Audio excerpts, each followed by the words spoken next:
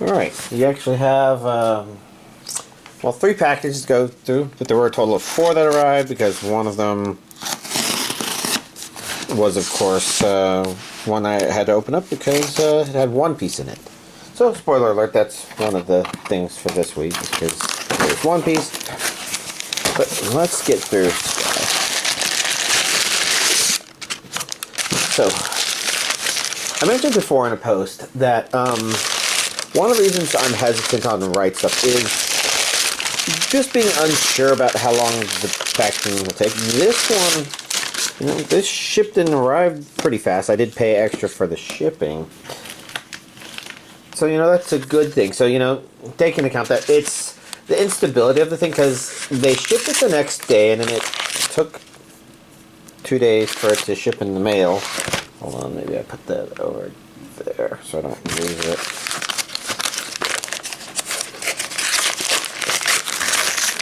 So I'm trying to remember if it arrived Thursday or Friday last week, which is plenty of time. Oh, yes, I got some hentai. It's a little racy, but I guess it's okay. We've got Akiba Girls on DVD and Blu-ray. And Chu-Bra.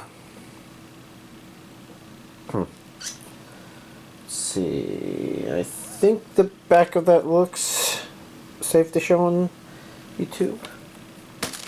And what about the back of these? I guess so. I mean, it's kind of, you know, I think racy is the right word. I'm not sure if that's the right word, but anyway. Hey, it's been a while since I picked up some hentai to add to that pile back there. Anyways, the point is, I was thinking about something else and I've already forgotten what that was. Oh yes, that's Jujutsu Kaisen. That was the first to arrive. Anyways, the point is, the other part about it is, like, if I ordered all of these through Right Stuff, would it have shipped separately like I might have needed it to? Would they have put it together in one big package? Would it all arrive at a time? I don't know. So for the lazy person that orders a shit ton of stuff, even if Amazon is nowhere near as good as they were like 10, 15 years ago, maybe 10 years is a better number, but anyways, Season 14, Voyage 3, Amazon's still pretty impressive. So, you know, I think we got pretty usual one-piece stuff going on here. As you can see, already open because, you know, watching this was a high priority with my Friday friend. We've got the Apothecary Diaries, Season 1, Part 2. This is Blu-ray only.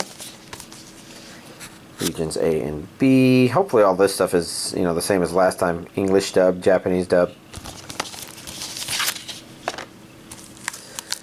And it's supposed to be a pretty good show. I never started it, and Season 2 is airing right now. Continuing to air, because, you know, it's a 2-core season. I think similar to Season 1, considering this is Season 1, Part 2. Why did it feel like there was some loose plastic there? Oh.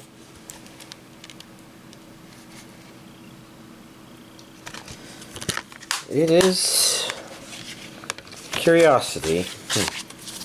Maybe I'll catch up on it one day. The 100 Girlfriends Who Really, Really, Really, Really Love You.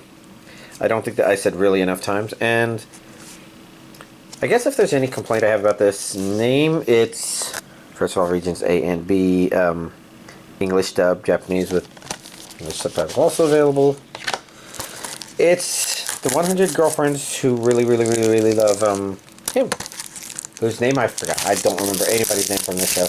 I never did quite finish Season 1. Season 1, or maybe, is this Season 1? It says Season 1 right there. And it does make sense to call it Season 1 because Season 2 is about to start. But yeah, I guess what it did at the very end for the climax just makes me want to, I'd say punch a hole through a wall, but actually just punch a hole through pieces of shit. And that's some of the idea.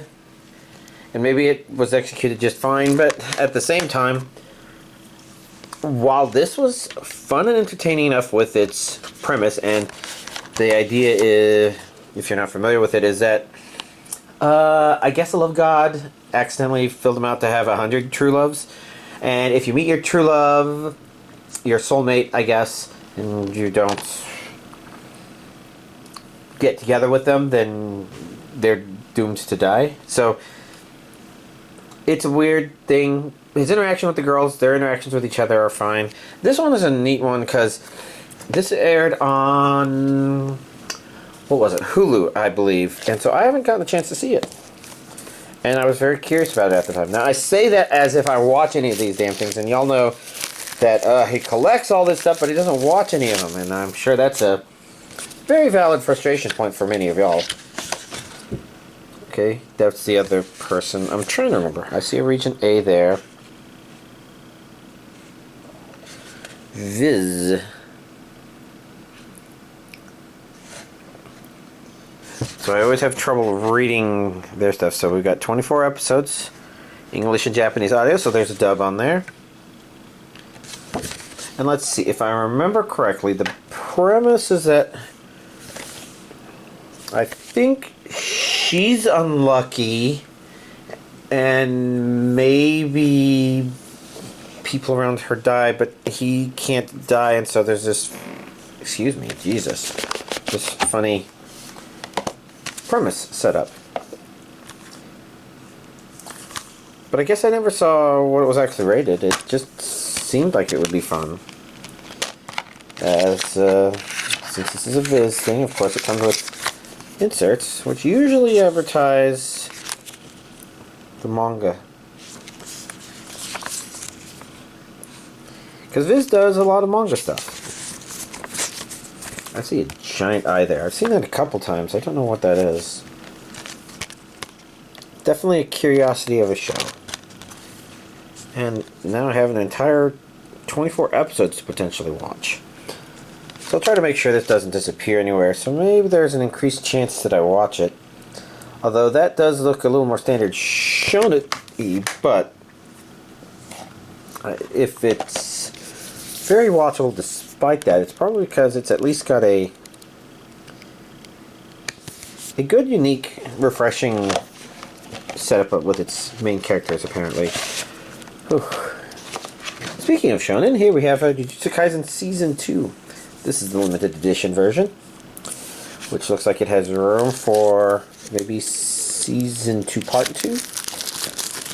So, let's, so this shouldn't be the complete season. This is the Shibuya incident. Because as some of y'all were able to help me discern from last week, that other thing was a kind of in-between seasons sort of thing. Man, it gets so disorienting. That's a 1, 2, 4. So, is this Blu-ray and DVD? Yeah, it's Blu-ray and DVD. So 1, 2, 4 means a lot of regions. A and B means a lot of regions. That's English dub, Japanese with English subtitles as an option. Cool beans. So, I guess let's make sure we've taken a look. This says Season 2 on the side there, so this is supposed to be the entirety of Season 2, and this is Shibuya Incident. I'm not sure if that's supposed to be a 1 or if that's supposed to be a companion to that.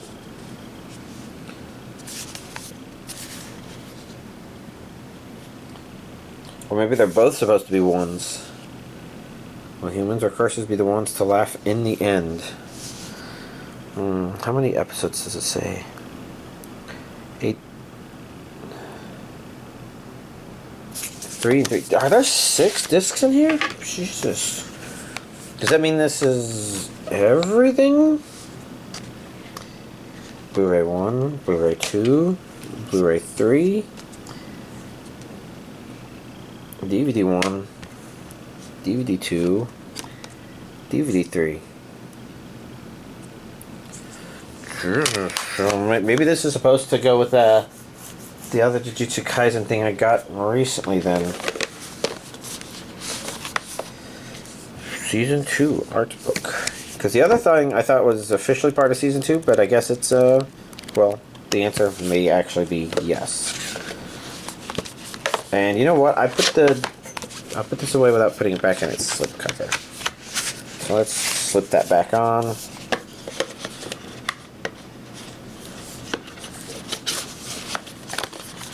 And then take a peek in here at the extras.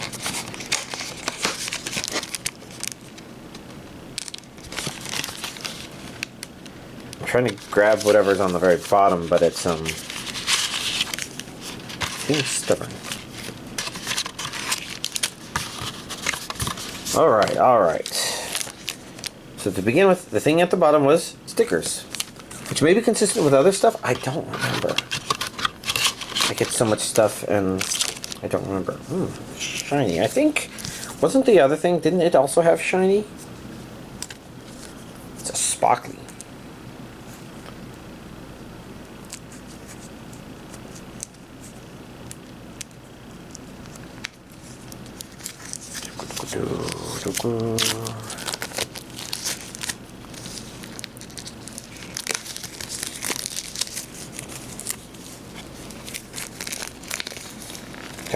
Come on, open up.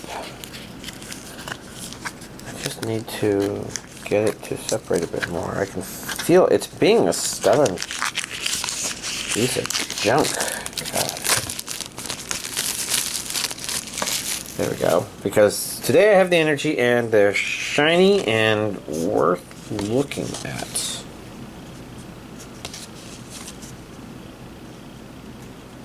Cool, cool, cool. Alright. Now let's go ahead and push those back in there. And these. They're a little flexible. I don't want to bend them too much because I think they're cards. Let's look at the cards. Assuming they are cards.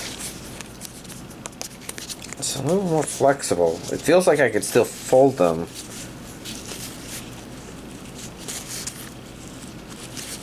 But I'll be honest, I'm not really quite sure what they are. But you know what? One of the nice things about getting the physical version is getting all this in-person art. Even if I don't do much about it, or do much with it, you know, it's still really nice to get it, and some of y'all may say, okay, yeah, I'm definitely getting that. So, knowing what y'all get,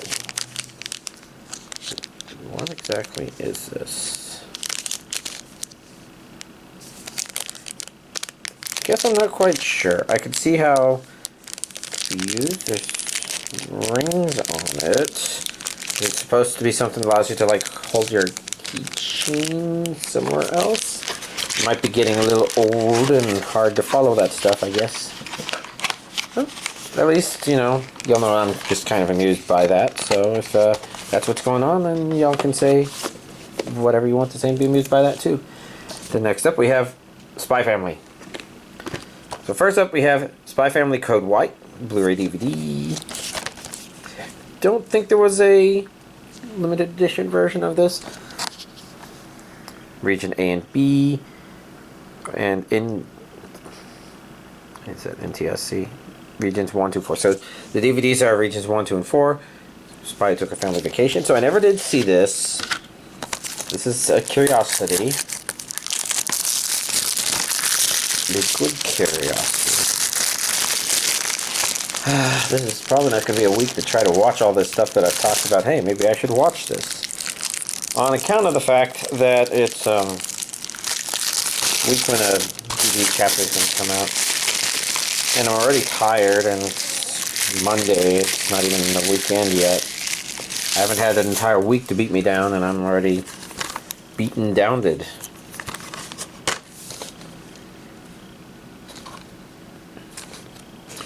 So pretty straightforward stuff. That's some neat art on the inside. Neato, neato. And then last but not least, Spy Family Season 2.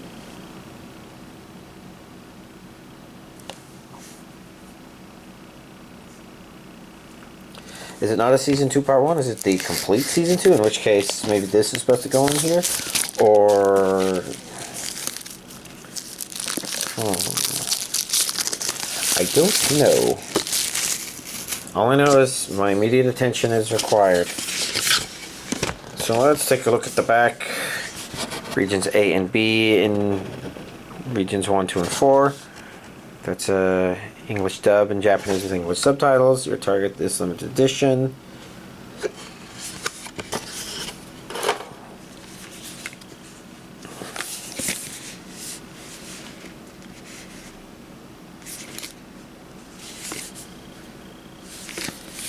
For my eyes only, so I'm going to show this on camera, but y'all have to look away, okay? I think I'll put this down to the side right there. So then I can look at this, make sure this is the entirety of season 2. It usually says 12 episodes on 2 player discs, 2 DVDs.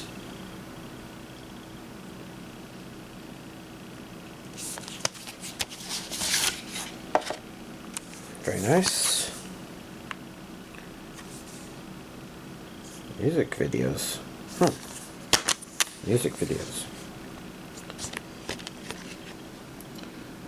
This is Blu-ray disc 1, 26 through 31. Blu-ray disc 2, 32 through 37. DVD disc 1. DVD disc 2. I never did quite finish the series either. I still had like 1 or 2 episodes left. Man, I just lose steam sometimes. I think I still have that tab open to remind me to go finish it. I just haven't. So many things I just don't go and do. I'm just taking a look at some of that art. You know, it went by really fast. Interesting things. Art cards, acrylic standee, and Still Star and Tonitrus bolt pins. Interesting.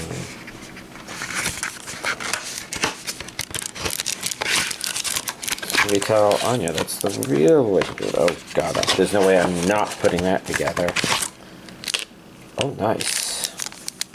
Those actually look quite neat. You know what? I don't think I normally try to put the acrylic stuff together on camera, but you have to admit, you're a bit curious too, aren't you? Maybe also curious about the new anime that I've started, but is that there? Open.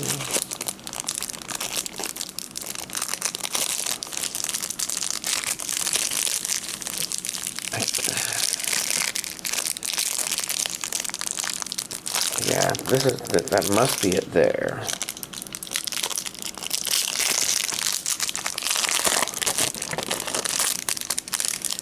Okay, well, if I've put together these acrylic things before on camera, let me know. Because let's see. Usually the way it works is...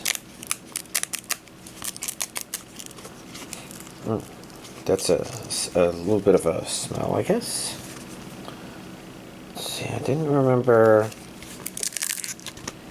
that, but I guess Bond is coming off first.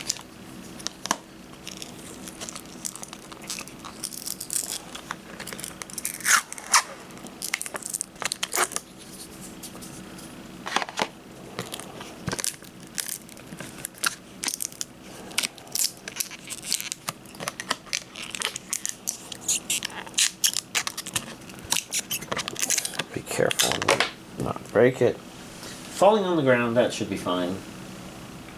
Just got to make sure I don't bend it too hard. There's Bond. He's disappearing.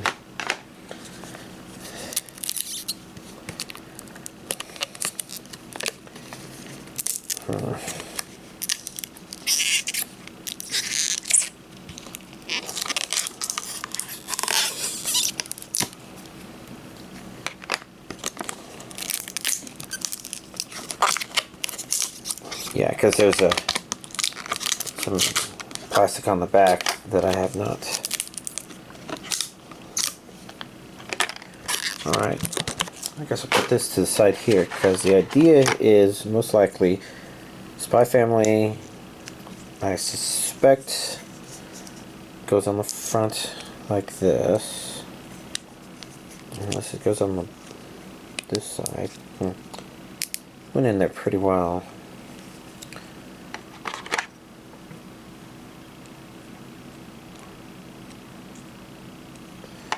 Let's see, let's find the big one, which I do believe is, yeah, on here.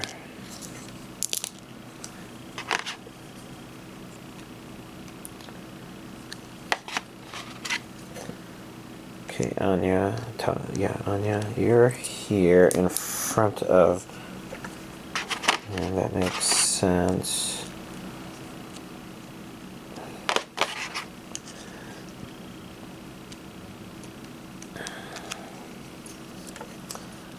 I wonder if you can do Lloyd and... Why am I forgetting her name? I don't know. There you go. That's Spy Family. That's pretty cool. And then we got some more cards. They look shiny too, so let's open those. So if y'all like this part, I think this is like, wow. Giga's really going above and beyond opening all these things for us this time. If this is your least favorite part, sorry. But the goodies are kind of neat. So I'm a little distracted. Hopefully it makes for good content for y'all. I'm probably one of the boring videos? I don't know.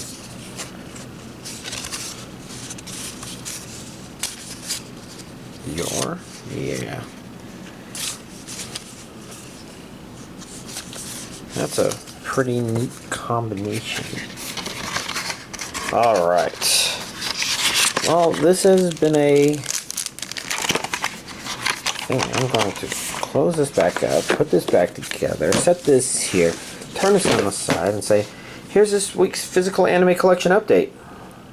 Alright, we've got a list of stuff to do, so let's get through it. So first off, like I mentioned with my Friday friend, we watched One Piece Season 14 Voyage 3. I actually found this to be a pretty fun set of stuff. So my worry about the end of the previous one was that it was like clearly supposed to be an in-between certain things, and it's like, I don't know if it feels thematically right that it shut down when it did. It's not unheard of for One Piece, which does tend to kind of make certain story arcs feel like they go on a little more than maybe they should at the time they happen, at least. And my worry was that, okay, yeah, is it just getting distracted telling stories instead of saying, okay, we just did something interesting, now think about it. Well, the first episode was not continuing the immediate stuff, but actually it was a really valuable episode because it's the first time we've actually seen certain characters for the first time in a very long time. So it kind of... I say it that way and it makes you think, oh, it's just a side episode, but in a way, to me, it's kind of a check back in on certain things and giving me thoughts and hypotheses in terms of, you know, the bigger story and relevance of that stuff to what's going on right here now. So, a good episode. And then it gets back into things. And while there are concepts in there that I would call misses, such as the interactions with Kid, where it's like, I can understand why he's a kind of a big badass, but I don't know, show. I just don't see, oh, you put him right next to Luffy and they're doing stuff, and I consider that a miss, but Luffy's entire thing here is actually surprisingly fun. And a little more Luffy than I would have thought it would be, given how un-Luffy-like the situation was maybe set up to be. But, I know that's a really weird way to say it, but I liked everything that Sanji went through. It also felt like it made some of this previous story arc stuff work out, but all of his Soba stuff was actually kind of fun. And actually Frankie's joining of it was kind of fun. And they introduced this another character, and the stuff that Nico Robin is doing is actually kind of fun. And the thing that Burke was doing was kind of fun. Maybe the stuff Nami wasn't as strong, but I think she got a lot of fun moments in the previous story arc, so I think that's fine. They're also, not showing... Okay, so, like, incredible things in this episode. This is one of the things that makes One Piece so hard, is you keep getting all these throwbacks to previous stories because nothing is done. The world still exists. And there's a character that's like, okay, I recognize that character, I just don't know what I recognize him from.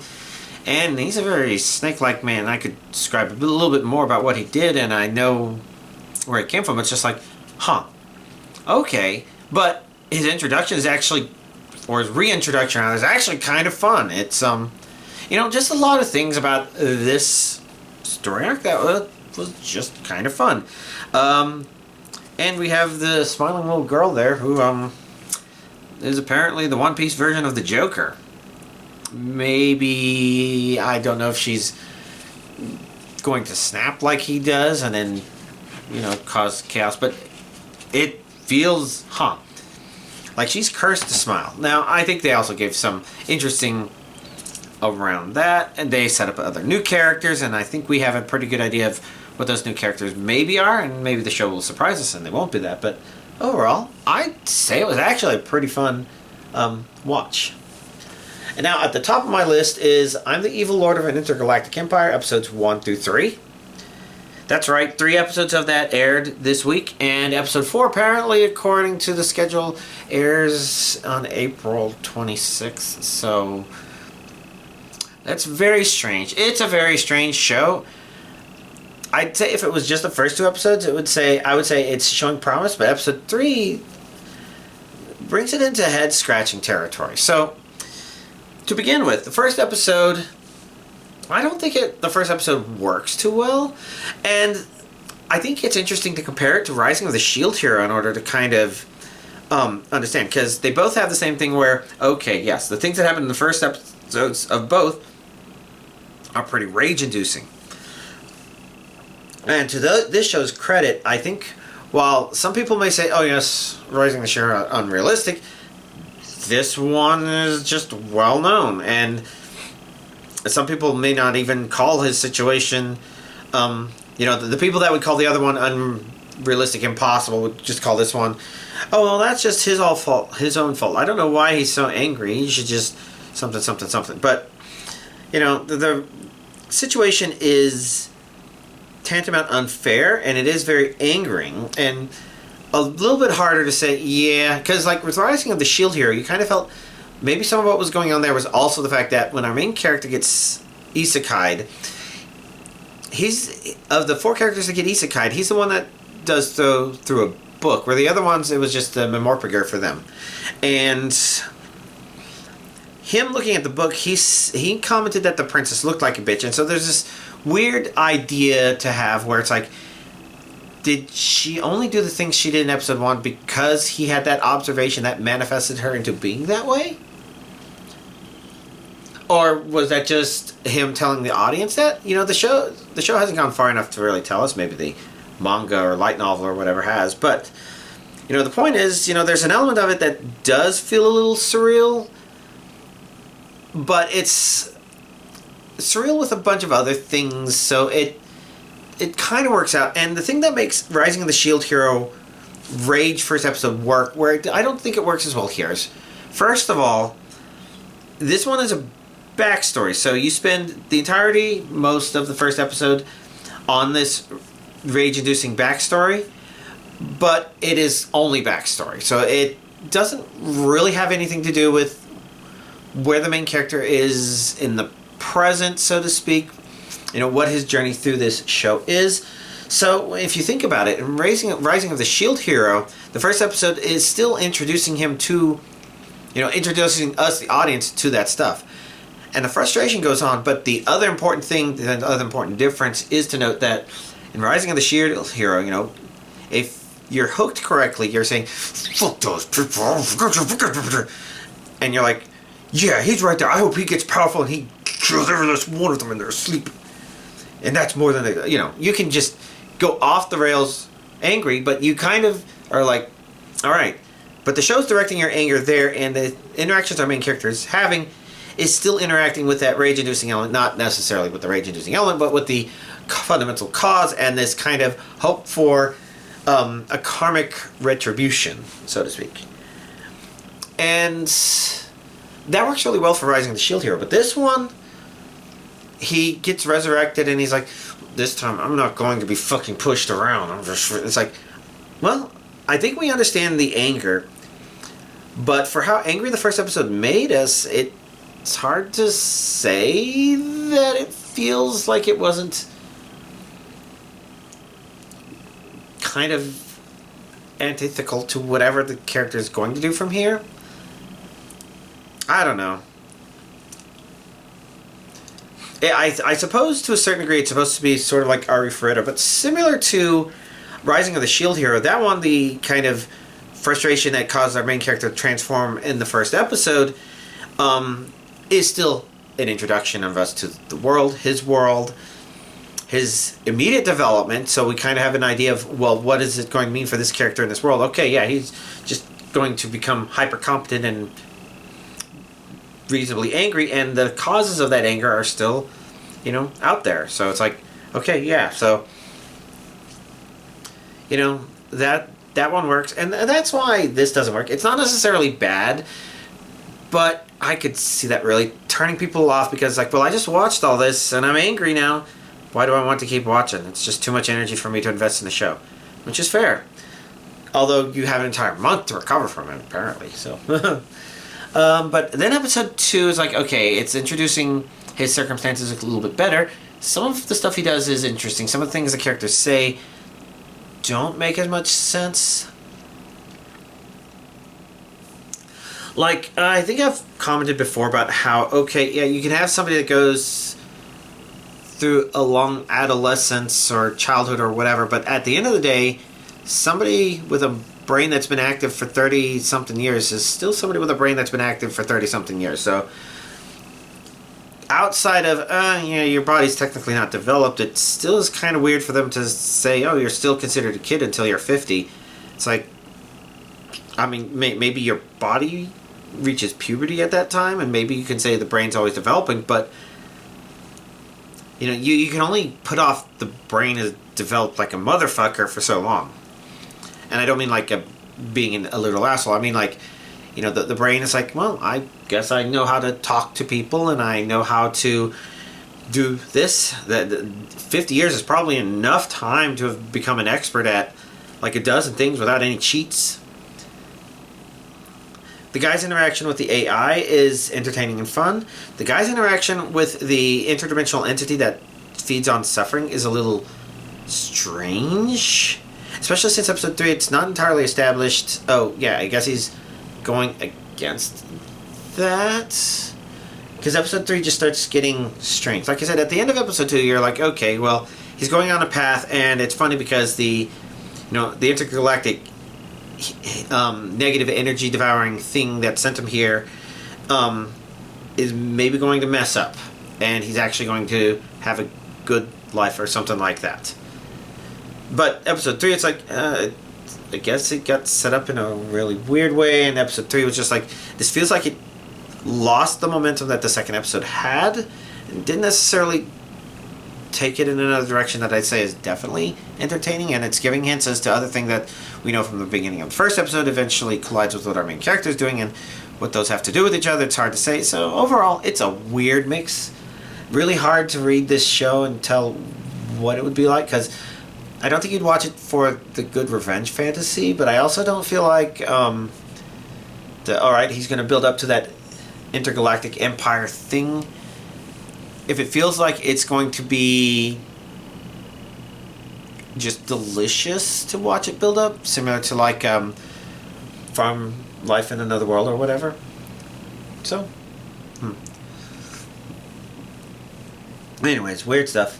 Magic Maker episode 12. I think that was the final episode. Really hard to tell because there's one or two things here that weren't the final episode. But I think that one was. And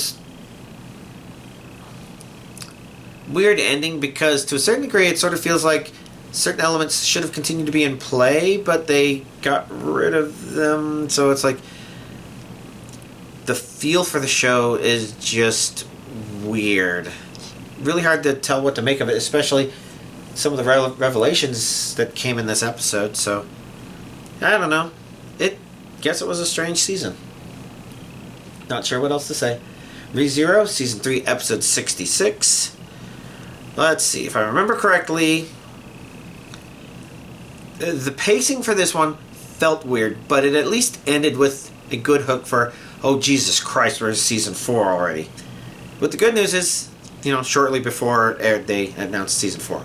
With some people, I guess, I saw somebody saying maybe some of the material from here was always all intended to be Season 4, so they had already gotten started on it a bit early, and that's also maybe part of why there was that big delay midway through this season. But overall, I definitely have a lot of thoughts on it, but unfortunately I can't really talk with people that I know about it because either they haven't watched this far or they still have a couple episodes because the dub has not caught up yet. But, the show's had things that have been hard to follow, not because it doesn't tell them well, but because it's just dealing with some entertainingly flexible ideas. I don't know that that's the right way to put it, but I appreciate what Season 3 did. And I don't know if I can comment too much more. Daily Life of a Middle-Aged Online Shopper in Another World, Episode 12. I'm trying to remember what all happened in here. I remember bits and pieces. And I don't think it finished everything because I think there's one more episode. I don't remember if there was a stinger at this to set that up, but I guess it was entertaining enough. Dr. Stone Science Feature, Season 4, Episode 12. If this was a season finale, which it could have been, then I guess it's okay for something that's not supposed to feel complete, I guess. It's sort of in the middle of stuff sort of thing, but also setting up the next thing. I don't know how to say much more other than I guess it was entertaining. Next up, Bureaucrat to Villainess, Dad's Been Reincarnated, Episode 12. I do believe this was the season finale. And I have to say it was okay. Not some of the most heartwarming parts of it. I guess it revealed slightly more of the overarching thing, but I don't know. I guess we'll need to see a second season. We need to know what this show is really trying to aim for, though, at this point, I think. So when the Season 2 happens, I think it better be a little bit more focused, because I don't see this show necessarily staying around longer than 2 seasons. Like, I could have seen them almost ending it with only 1 season. I guess they have fun things to explore, and that's good. But at the same time, if I were to think of a thing that needs to thematically happen, I think there was a hint of it in Season 1. But if that's what needs to happen, then I need to start emphasizing a bit more, because that would make for a potential good ending, and they should be aiming for that. But I don't know if they are. So, it was an okay season. It had some really good heartfelt moments, I thought. Ending was okay. Welcome to Japan, Miss Elf, Episode 12. Yeah, speaking of shows that need a direction, if a second season of this comes up, we would definitely need a direction. But otherwise, I would say Episode 12 ended where it needed to, which is to say, the show kind of has the in Japan versus the in the isekai concepts that it's kind of jumping between, and they don't interact too much. Usually if there's an interaction, it's because in the isekai world, it's like, oh yeah, we're going to go do something in Japan. And the Japan stuff tends to be more interesting because you get to see just kind of the experience of it, and that's kind of neat. And Episode 12 attached itself to that very strongly for a season finale, and that was good. I'm not sure if the show itself is necessarily, oh yes, you have to go out and see it, but if the idea of, oh yeah, it sounds kind of nice, this elf experiencing all these Japan things, then I think overall what we got was pretty nice. If you're hoping for the isekai part of it, it's okay. Not the greatest, I guess. Let's see. Next up, Solo Leveling Season 2, Episode 25. So like I said last week, it was pretty obvious that there was one more episode, and I'd say this episode did what it needed to do. I'm not sure if it was necessarily the most exciting of stuff, but it wrapped up the stuff it was doing in the previous one, gave us some ideas in terms of the impact going forward into Season 3, assuming there's a Season 3. Hopefully we don't have to wait a long time, because while I wouldn't say that the stuff that they teased regarding Season 3 are there, it does all come into the overarching picture stuff that has been peeking through ever so slightly here and there in this season. Hints as to the bigger picture and why this has more meaning than just, I guess, the fundamental premise. Oh, this one guy got lucky and now he just gets to be strong and all the women woo over him. But, yeah. Intriguing. I think it ended in a good way. Not the greatest episode of this season, but to be fair, it's got a lot of competition with some mind-bogglingly spectacular fight scenes. In fact, if 4 of the episodes on here have mind-boggling spectacular fight scenes, that means a third of the series is mind-boggling spectacular fight scenes. Yeah, overall good. And now the last 2 things to talk about are new shows. So first, The Underwear Atelier Master, Episode 1. I thought it was actually, of the 3 things I've watched, it's doing the best so far. So, Evil Lord of Intergalactic Empire just kind of had its craziness with the 3 episodes. Underwear Atelier Master is striking itself to be one of those Sunday anime. You know, there are shows that air on Sundays that you're like, okay, sometimes these are a little on the nose. There's nothing really to them. It's just continuous, oh yeah, yippee, which kind of makes some of them boring too, like the Raising Kids in the Otherworld one. Like, I don't think that there's a bad premise in there per se, but you know, you kind of watch it and it's sort of just is. This one, I feel like it's doing a better job at the first episode. It actually is highly reminiscent of Villager from the Last Dungeon Boonies or something like that. I forget the exact name of it. So he's like, oh yeah, he's OP compared to everybody else here. He doesn't even know about it, but other people are like, oh my god, it's a god amongst men. And apparently, even though he was like just some kid in that village, he was also actually quite notable, even if everybody else there was also quite notable in terms of what they could do as well. But this one, you know, it does raise some questions such as, okay, how is he in an adventuring party and they never checked his stats? It's weird. It just feels like there are pieces there that weren't set up, but otherwise, it feels entertaining in that same sort of way where it's like, oh, yeah, actually, okay, he is a one-man squad. Well, maybe one-man squad is not the right way. That's solo leveling. He's a one-man workforce. Seems to be a good way of putting it. Oh, yeah, you know, I was bored, so I put together a house overnight while you were off doing things. He just assembled an entire house from scratch. Fun stuff. I guess we'll have to see what more brings us. And then Sword of the Demon Hunter, Episode 1. And it's really hard to tell for certain what to say about this show. For the most part, because, first of all, this was a really long first episode, 53 minutes on High Dive. So presumably that's 53 minutes everywhere. And the execution in that episode, I'd say, is pretty good. It's flawed, very flawed, but I'd say still quite followable. There are things that it didn't say that it did kind of imply afterwards that maybe the reason it didn't is because the entire goal of this episode is actually to get past this part, because while it does set itself up as a feudal era Japan thing, it looks like it actually wants to be present day Japan influenced by that, basically.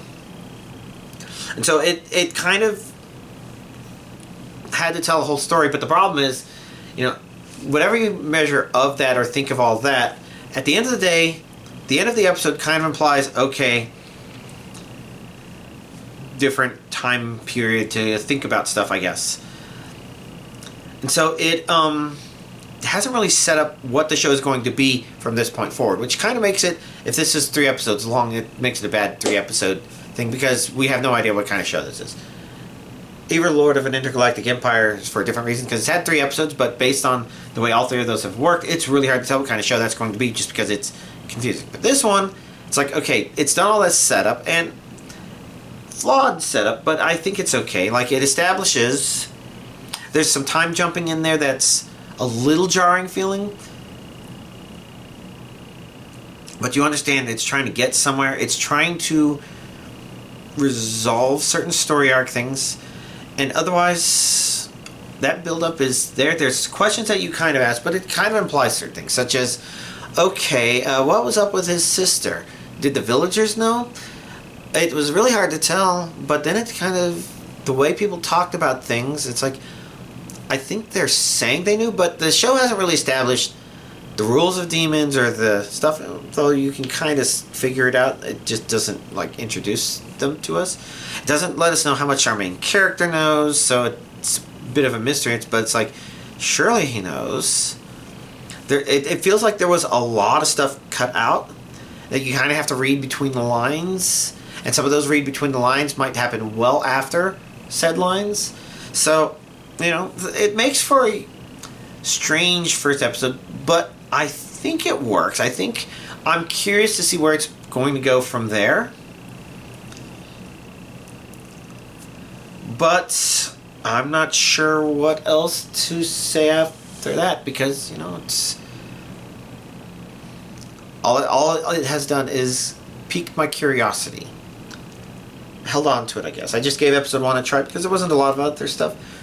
But, you know, that works out, so good for them. Let's see, is there anything else to talk about? Anything I've watched that's worth noting? I don't know.